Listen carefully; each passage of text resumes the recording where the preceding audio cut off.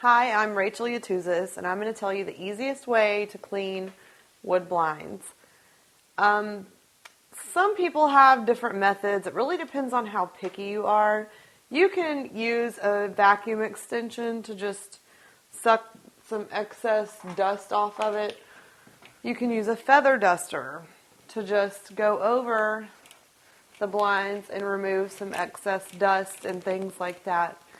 If you have real wood blinds, the problem is they still look a little bit dusty, and they still will be a little bit dusty. Wood is so porous, it's really hard to get them truly clean without using your hands.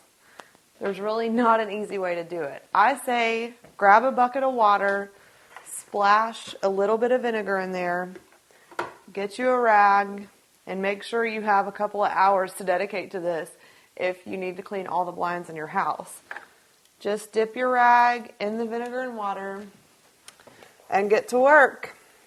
The vinegar and water is harmless to the wood, and it's a very tedious job, but luckily you only really have to do it about once a year in the spring with your spring cleaning.